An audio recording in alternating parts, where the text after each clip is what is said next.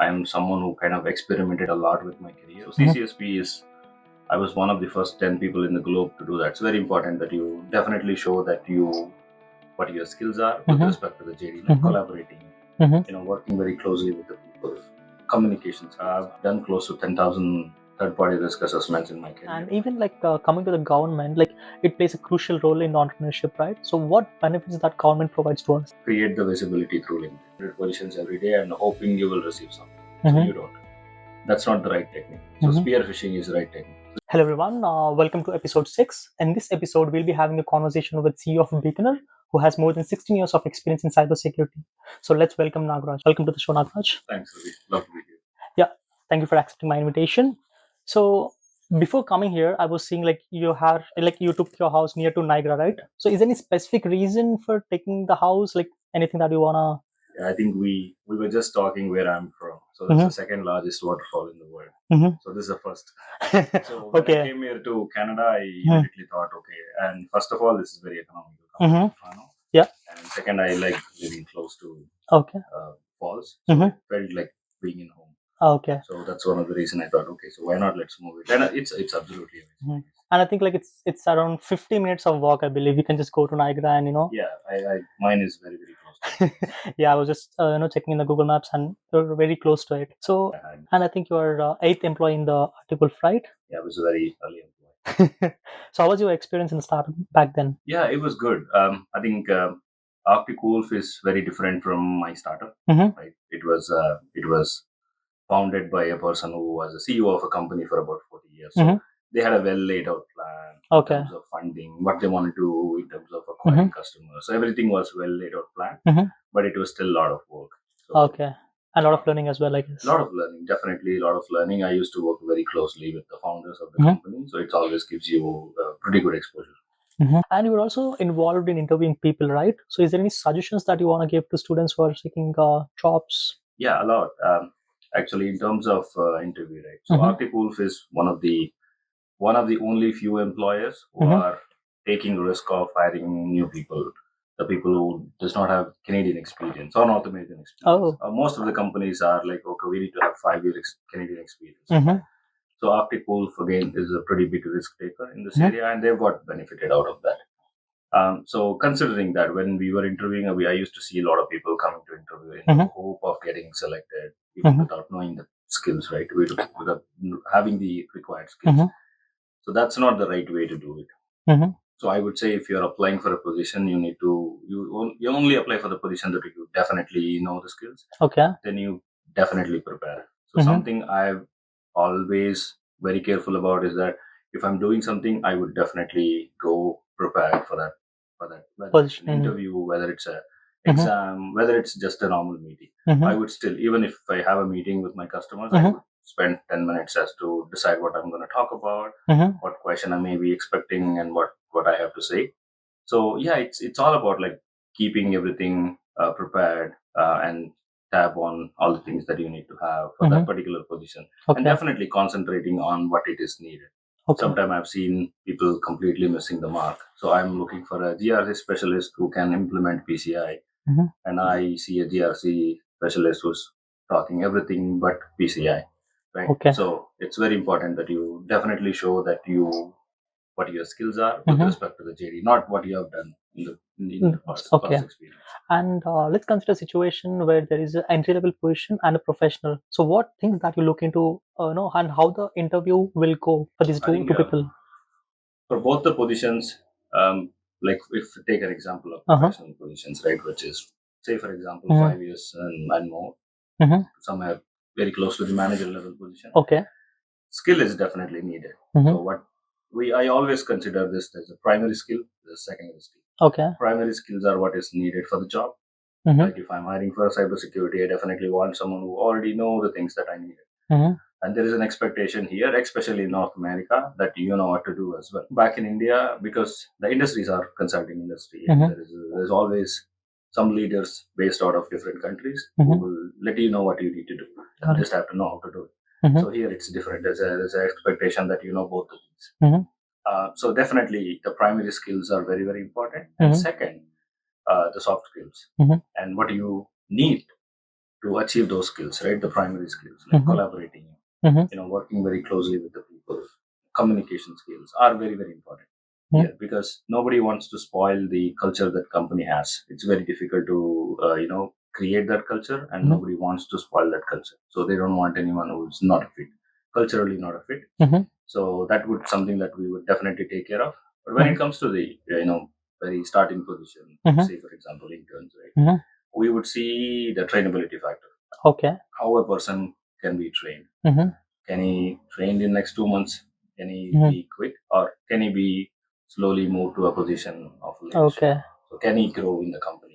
So there might be very some people who are like very what do you call Not willing to they learn. look fast learners, but just by looking at them and their attitude, you know that after 1 year they're gonna leave.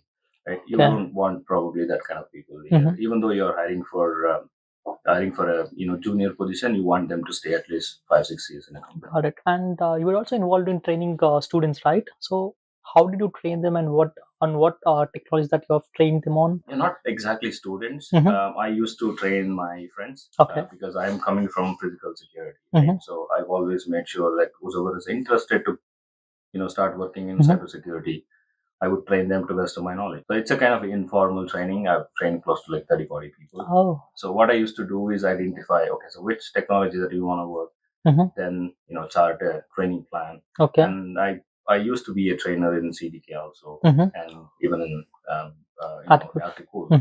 So I had like a lot of training videos to share them, and I know exactly for which particular position what you need to be going through and what is expected in the interview. Right? So I usually give them all the materials that is needed and train them, spend a lot of time with them. So it's a 3 to 6 months project even for me. So Okay. I also spend a lot of time with them training them, and I suggest a lot of people go and do the certification because Okay. once you do, I especially suggest everyone do the CSSP certification. Oh, yeah. Because That is that kind of gives you a complete circle about what is what is information security.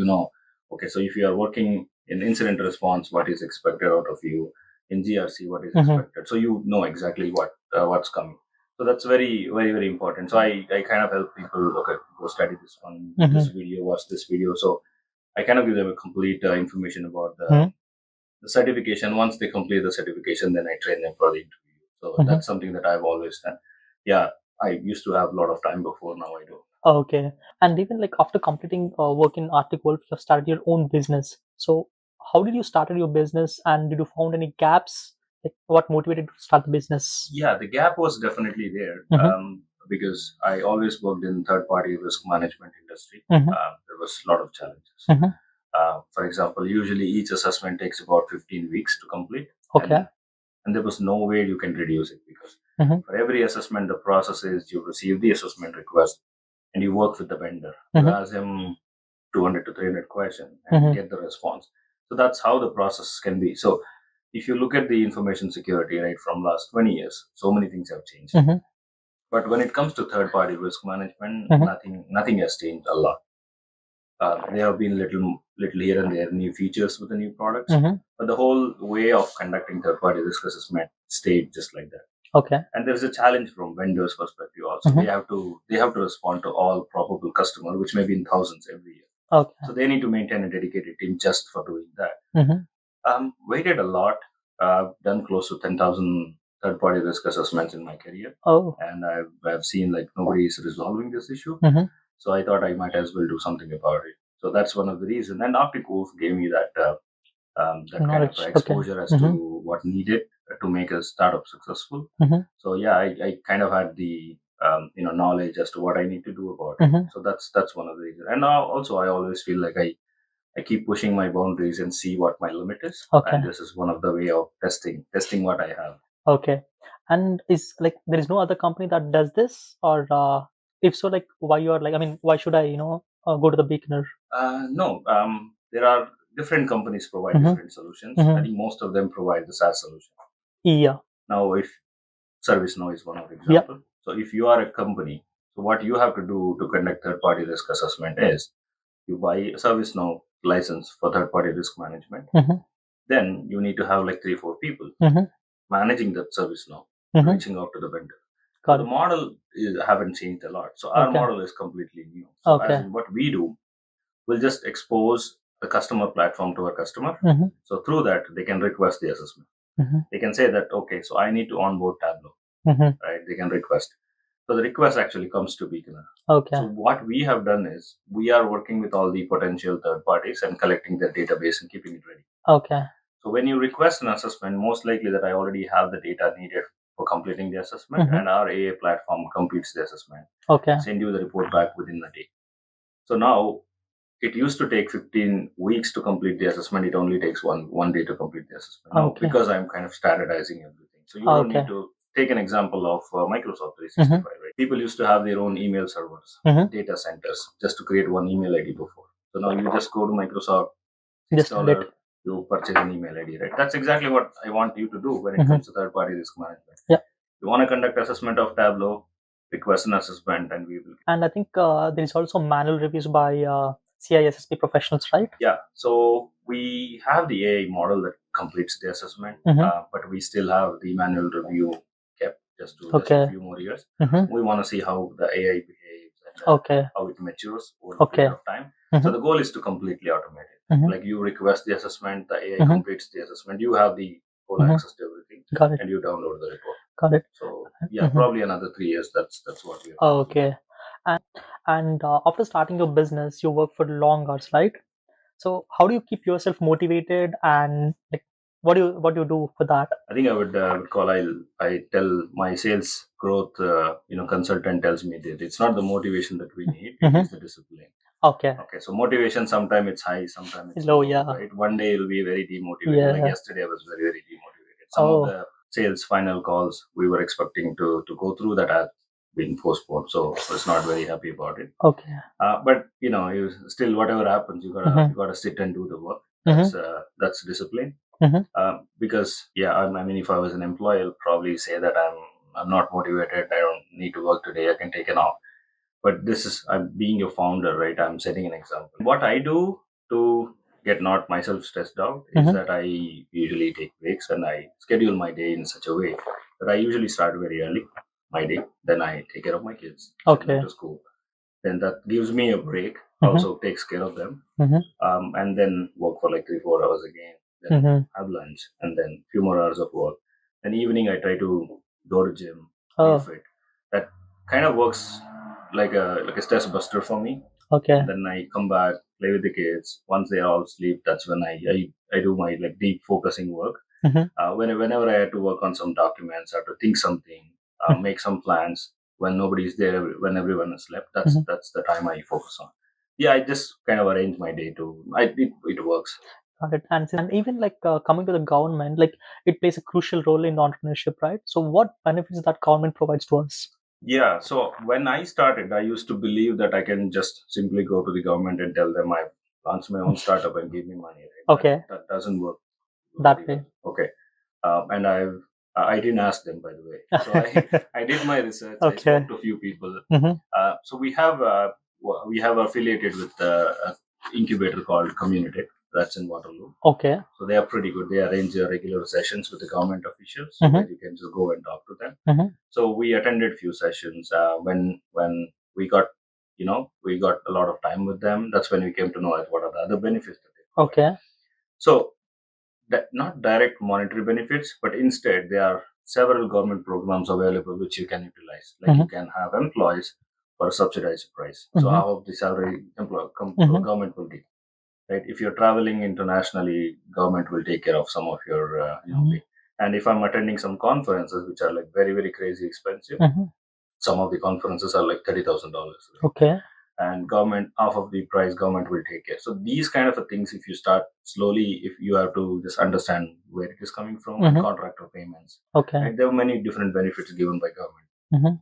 So we slowly understood that we need to plan, and we need to plan one top of the other as to how we can maximize the benefits. So by doing that, we were able to get a lot. Okay. So like, should we qualify for that? Like, what are the qualifications that? So there is a different qualification criteria for different ones. Like for employee benefits, right? You need to already have some funding in place, and you need to have. There's a different criteria. I think this is quite big. The qualification is quite big.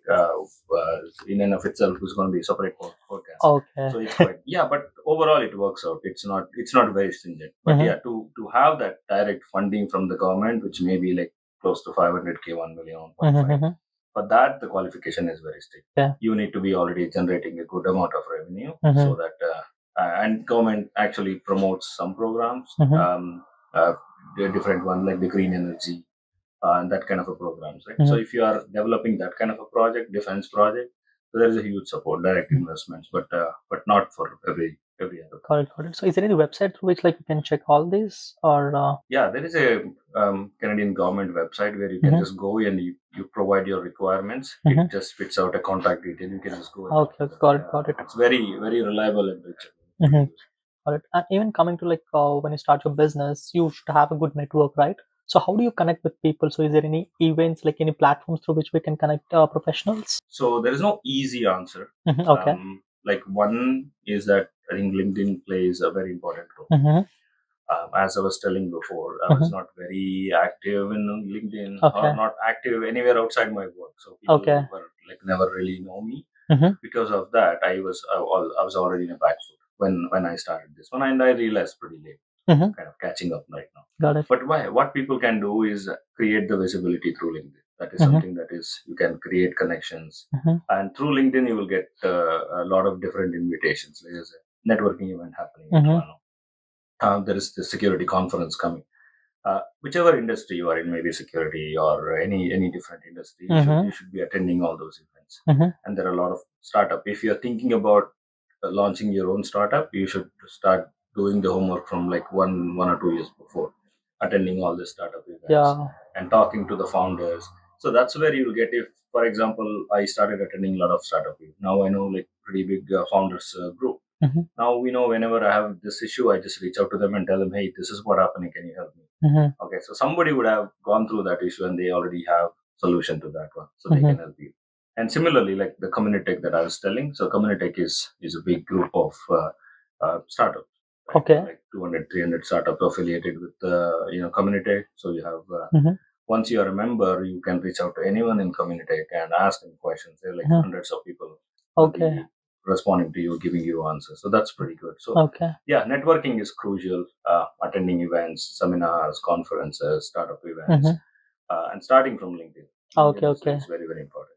So you mentioned about a group, right? So is there any membership fees for that or like or I think most of them are free. Mhm, Like your groups are, most of them are free. mhm. But some of the conferences that if you are planning to attend, you may have to like pay for it. But Okay. it's not much. Okay.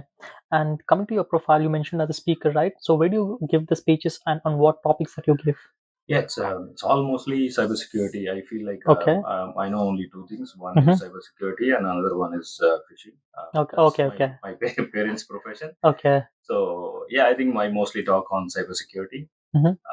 I never wanted to be a speaker. Right? Okay. I don't usually um, enjoy that. I Okay. used to not enjoy that, but I joined NCC in my college where I Okay. used to they used to make me talk. Okay.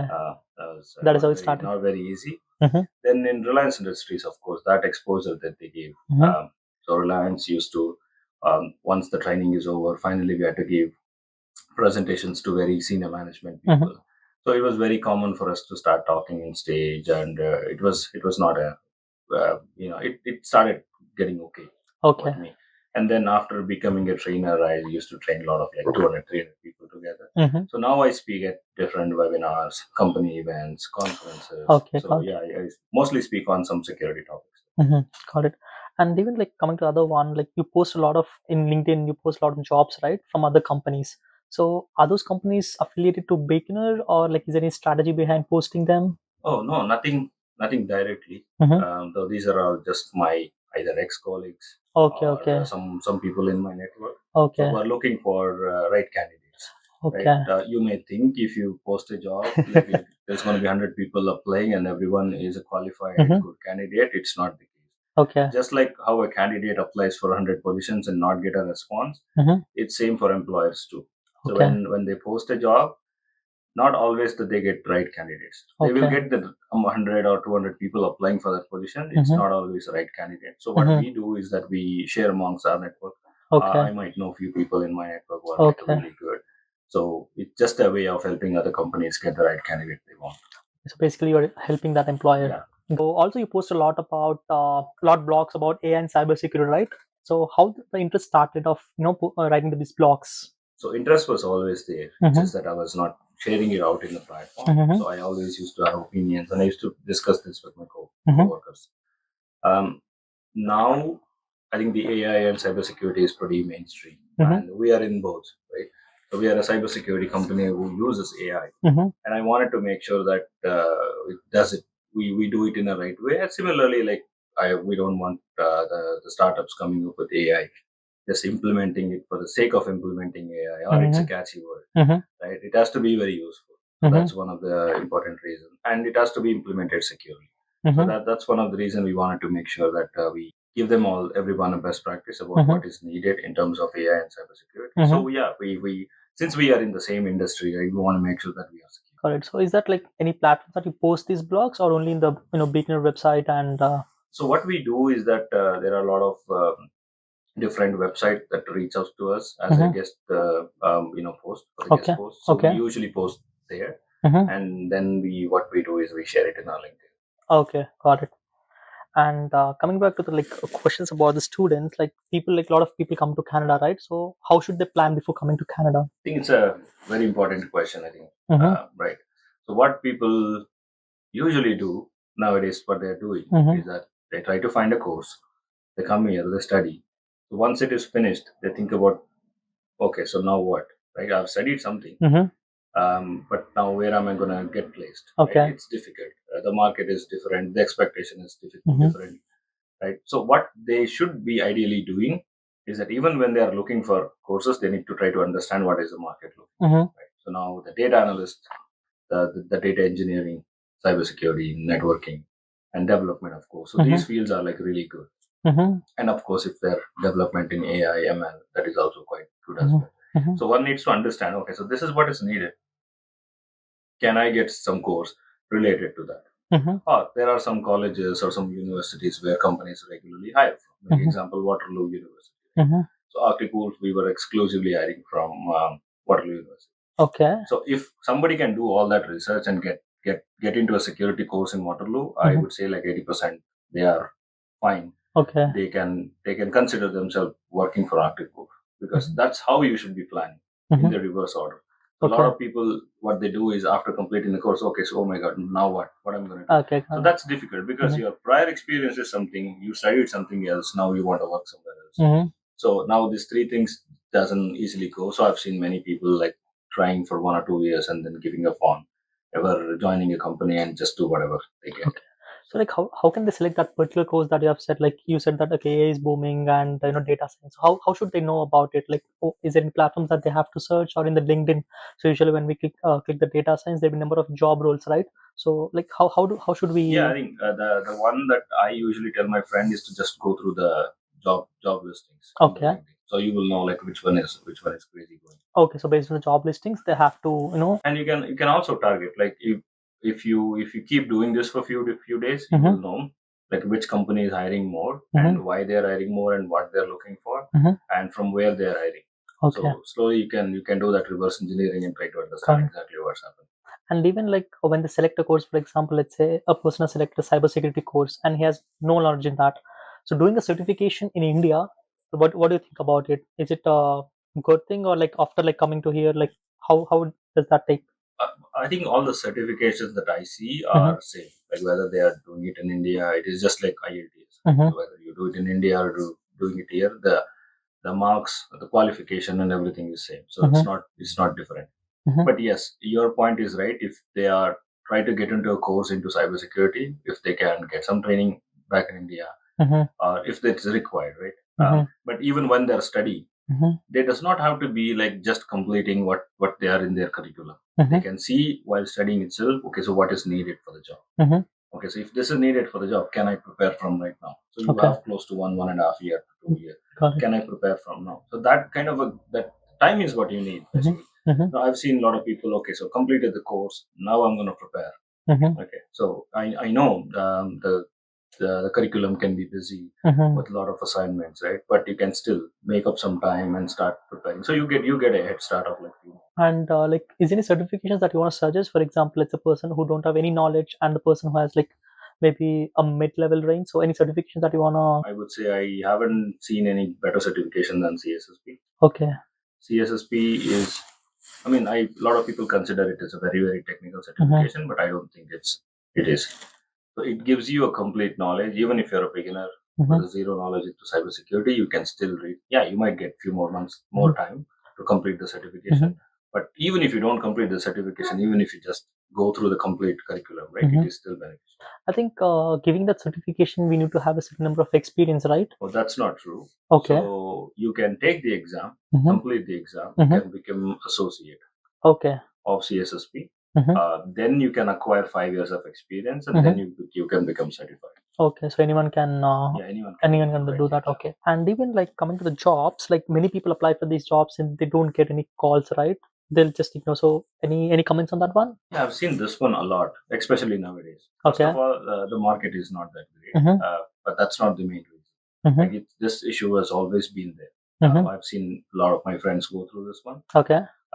So what I've seen working is that, so now what people usually do is that this is called spraying technique, right? You apply 100 positions every day and hoping you will receive something. So you don't. That's not the right technique. So spear phishing is the right technique. So you try to identify what is job that you are trying to apply, and and change your profile a bit to match that one. Okay. So you got to understand how the resume selection works. You apply first, the LinkedIn shortlist that, then it goes to the agency, he will shortlist that, then it goes to the HR, they will shortlist that, and then it goes to the hiring manager. A lot of friends ask me, like, my profile is so good, right? I'm a CSSP, CCSP, but my resume is not getting shortlisted anywhere. So what is the reason? So what happens is that the first three people are only concerned about whether the JD matching the profile, 100%. Got So it. they have some criteria that it has to match more than 95%, Mm-hmm. right? If I am hiring for a GRC professional who needs to implement PCI DSS for the first time, and I want to see that in your profile, right? So it has to be very, very specific. I don't see people taking a lot of time preparing their resume, even though you have the knowledge. You might have not included that exact thing in the profile, right? That's very, very important. So when people started customizing slowly, I've seen people receiving a lot of responses. Got it. And I think even a reference plays an important role here, right? Yes, but to an extent. Okay. I would say that if you have a reference, it is good. But if you consider that reference is the only thing that can get you a job, that's very wrong. Okay. Yeah, probably you are kind of in a back foot. If there are like a candidate who both are equally skilled, Okay. their profile is equal. If somebody is referring some candidate, you would receive an interview call probably, Okay. but so will you. That's what I believe. There is no that big bias or anything for the referrals, but it's just that it might get you into the interview, but you still have to clear. Yeah, we have to do Yeah. that. For example, let's say I want to join the beginner. So what things that you look into me? Beaconer is, as I was telling, it's a very different company. It's a startup. So now we are having to do everything that there is to do, from sales, from marketing, security. So have few customers. So we're doing the assessments, right? Our lead assessors are taking care of it, but coordination, documentation, and all the background work. So we usually look for someone who is. Imagine we are hiring a founder, right? Basically, that's what we look at this point. Probably down the line, 2 years later, it might be different. But right now, we have an opening for a sales executive. We are looking for someone who's already worked in cybersecurity startup and have experience of creating that sales strategy. Okay. And bringing company to good sales margins and all. So that's what we are looking for. So it's very specific as to what we need, because we can't afford to miss that chance. Right? Got it. It's not a big $1 billion company. That, okay, so if someone is working or someone is not working, we can still function. So no, it's a very small company with We have to get the only exact few fit. people. Like everyone has to perform, otherwise company will just stop. And like, what steps do you recommend for individuals and business to maintain their cybersecurity posture? I would say I'll talk first about the individuals. I feel that's very important, because organizations, if something goes wrong, they have ability to come back, but individuals are not. I've seen this. People doesn't follow the security best practices in their personal life. That's very, very important, right? And I am literally not talking about having a firewall in your house, but at least you can manage the scammers, right? People, it's a lot. And also, like, even a funny story. Um, don't If you're bored, don't respond to the scammers. Okay, so I did once. So I was Okay. very bored one day. Uh-huh. So one scammer called. Okay, I thought, I know he's a scammer. I thought of like talking to him like Okay. 10 Okay. minutes. So now they are like spear phishing every day. Me, Oh. my employees, my family, anyone.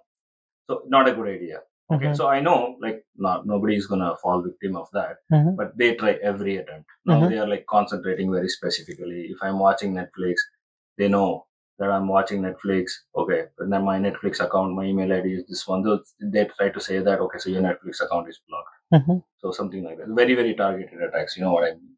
So you need to be very, very careful about this. And I've seen so the recent breach for with the one major company. I don't want to say their name. They had all the controls. Like, a lot of companies think that if you have Yeah. technical controls, right? I've seen this one happening in many companies. Any issues, they'll say, okay, so we have this technical control. So, but you need to have the other controls as well. Like, this organization has everything, but they stole the password and all the things.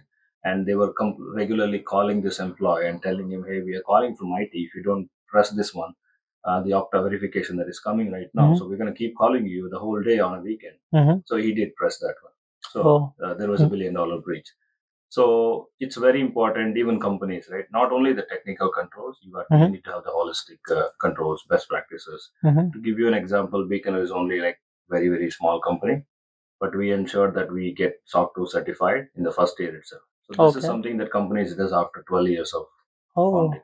So we managed to do it first year itself. So we are very, very secure in terms of we were very particular first day itself. The intent was very clear.